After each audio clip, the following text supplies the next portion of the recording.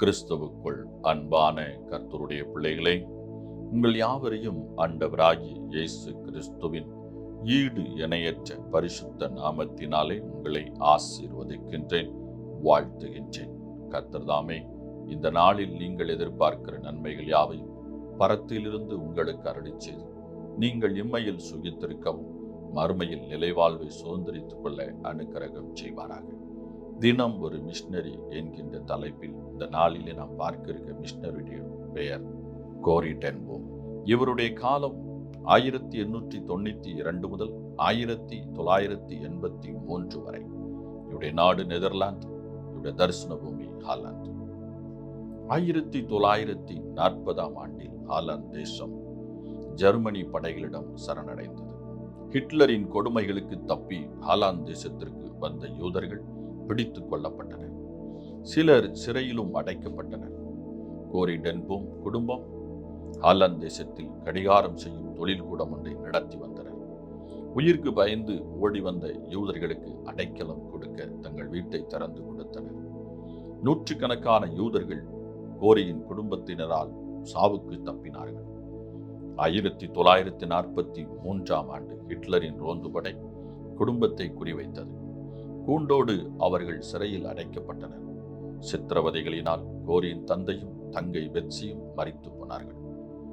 கோரி சிறைக்குள்ளே ஆராதனைகளை நடத்தி மக்களை ஆண்டவருக்குள் நடத்த ஆரம்பித்தார்.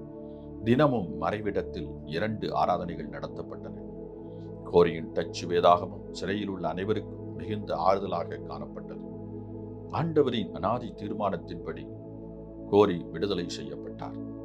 தேவன் தனக்கு செய்த மகத்துவங்களை மக்களுக்கு எடுத்துரைத்தார். 2ஆம் உலகப் போரில் அநாதைகளான மக்களுக்கு இல்லம் ஒன்றை கட்டி அவர்களுக்கு உதவினார். பல நாடுகளுக்கு சுற்றுப்பயணம் செய்து தனது சிறைச்சாலை அனுபவங்களை எடுத்துரைத்து மக்கள் விசுவாசத்தில் நிலை பெறச் செய்தார். கோரி டென் ஒரு சிறந்த எழுத்தாளரும் ஆவார். இவர் எழுதிய மறைவிடம் என்ற நூல் பிரபலமானது. பின்னர் அது படக்காட்சியாகவும் தயாரிக்கப்பட்டது. பிறருக்காகவே வாழ்ந்த கோரி தனது பிறந்த தினத்திலேயே ஏப்ரல் 15ஆம் தேதி 1983 விண்ணகம் சென்றார். பிரியமானவர்களே, பாடுகள் வரும்போது பரமனின் பணியை எவ்விதமாய் செய்கிறீர்கள்?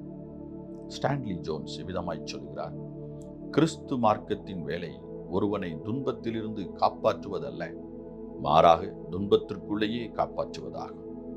பிரியமானவர்களே, இந்த கோரி டென் போம் இவருடைய ஊழியம் மகிமையும் மகத்துவமும் தியாகமும் நிறைந்தது. கிறிஸ்துவின் சுவிசேஷம் அறிவித்தல் என்றால் இன்று நாம் அநேக நேரங்களிலே இயேசுவை குறித்து சொல்வதும் பாவ மன்னிப்பு நிச்சயத்தை குறித்து சொல்வதும் இயேசுவின் அன்பு எப்படிப்பட்டது என்று சொல்லுவதுமே சுவிசேஷம் என்று நம்பிக்கொண்டிருக்கிறோம். இல்லை பிரியமானவர்களே, இயேசுவை நம் வாழ்வில் காட்ட வேண்டும். எப்படி? இந்த உலகத்தில் ஒடுக்கப்படுகிறவர்களுக்கு, அநீதி இழைக்கப்படுகிறவர்களுக்கு, துன்பப்படுத்தப்படுகிறவர்களுக்கு, துயரத்தில் மூழ்கி இருக்கிறவர்களுக்கு அதிலே வாழவும் அதிலிருந்து வெளிவரவும் அவர்களுக்கு உதவி செய்வதுதான். ஹிட்லர் மகாபிரிய கொடுங்கோலன். அவனுக்கு எதிராக நினைவில் ஏதாவது சிந்தனை செய்வதே கடினமான ஒரு காரியம். அந்த காலகட்டத்தில் அவன் யூதர்களை கூட்டம் கூட்டமாய் கொண்டு குவித்துக் கொண்டிருக்கிறான் என்ற செய்தி உலகம் முழுவதும் பரவி கிடந்த காலம். பாருங்கள், இந்த கோரி தைரியமாக அவர்கள் கொல்ல வேண்டும் என்று தேடுகின்ற ஒரு கூட்டம் மக்களுக்கு தன் வீட்டை திறந்து அவர்களுக்கு பாதுகாப்பை கொடுத்திருக்கின்றார். இதுதான் கிறிஸ்துவுக்குள் வாழ்வதற்கான அடையாளம். கிறிஸ்தவர்கள் கொடுத்த தைரியம். பாருங்கள், அவர்கள் குடும்பமாக சிறைப்பிடிக்கப்பட்டார்கள். தகப்பனை இழந்தார், தங்கையை இழந்தார். ஆனாலும் இயேசுவை அறிவிப்பதற்கு அவர் பின்வாங்கவே இல்லை. தொடர்ந்து சுவிசேஷ பணியை அவர் மேற்கொண்டார். இன்று நாம் அநீதி இழைக்கப்பட்டவர்கள் பக்கம் இருக்கிறோமா? துன்பப்படுத்தப்படுகிறவர்கள் பக்கம் நிற்கிறோமா? ஒடுக்கப்படுகிறவர்கள் பக்கம் நிற்கிறோமா? துயரத்துக்கு ஆளாக்கப்படுகிறவர்கள் பக்கம் நிற்கிறோமா? யார் பக்கம் நிற்கிறோம்? அதிகாரம் படைத்தவர்கள், வலிமை படைத்தவர்கள்,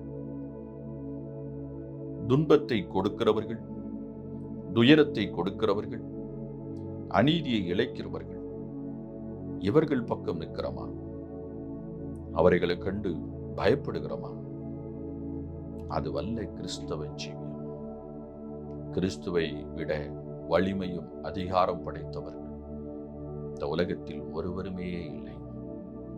ஆம் பிரியமானவர்களே, இன்று நம் கண் முன்னாக எத்தனையோ மக்கள் ஒடுக்கப்படுகிறார்கள், புறக்கணிக்கப்படுகிறார்கள், துன்பத்துக்கும் துயரத்துக்கும் ஆளாக்கப்படுகிறார்கள், அநீதிக்கு உள்ளாக்கப்படுகிறார்கள்.